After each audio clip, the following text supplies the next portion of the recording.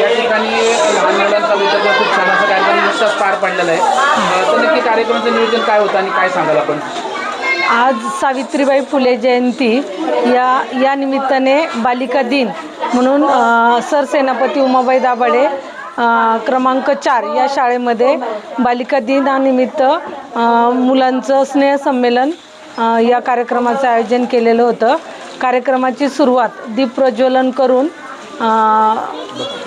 बक्षीस वितरण व मुलांमध्ये जे कलागुण आहेत त्या कलागुणांचं सादरीकरण येथे करण्यात आलं आहे. धन्यवाद. सगळे कार्यक्रम शाळेचे असतील किंवा इतर कामं असतील ते चांगल्या पद्धतीने मार्गी लागतील. फक्त तुम्ही पाठपुरावा करायला कमी पडू नका. त्या तुमची कामं नक्कीच करते. तसंच आमच्या सोनालीताई दरेकर त्या पण स्वतः नगरसेवक आहेत आणि तेही स्वतः लक्ष घालून काम करून घेतील आणि मला नेहमीच्या कार्यक्रमाला बोलवतात.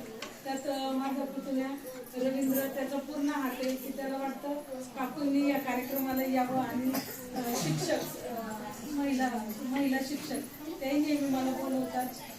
राहिला विषय मुलांचा आणि त्या मागण्या आहेत त्यांचा, तर मलाही नेहमी म्हणतंय मी आज 2-3 वर्ष झालं की या शाळेच्या कार्यक्रमाला येतात. खरंच मुलांचं इतकं कौतुक आणि शिक्षकांचं खूप ॲडजस्ट करतात, जागा ॲडजस्ट करतात मुलांना.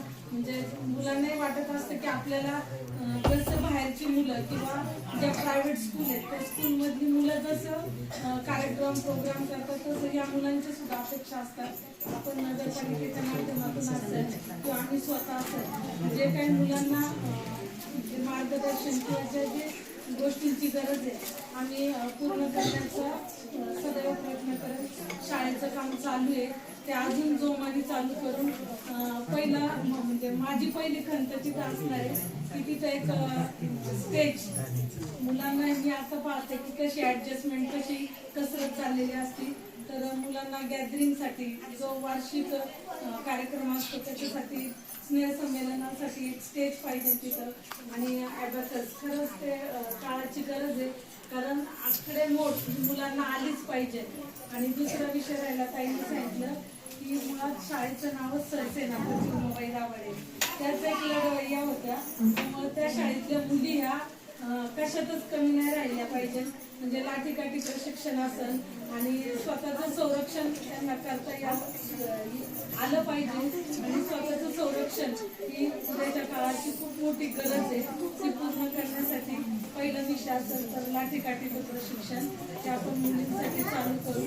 जी गरज लागेल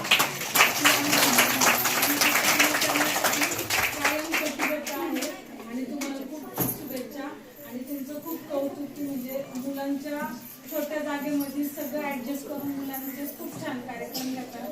तुमचं मार्गदर्शन आणि यातलीच मुलं आपल्या भारताचं पुढचं भविष्य घडवणारे आहेत. त्यामुळे ही मुलं नक्कीच भविष्य घडवतील. खूप चांगल्या त्यांच्या अंगामध्ये खूप चांगले कलागुण आहेत. आता मी पाहिलं की सगळ्यांनी खूप चांगले प्रयत्न केले आणि तुम्ही त्यांना हे करण्यासाठी प्रेरणा म्हणून तुम्ही कायम त्यांच्यासोबत राहाल अशी आशा व्यक्त करते आणि आमचंही सहकार्य लागेल तसं बोलते.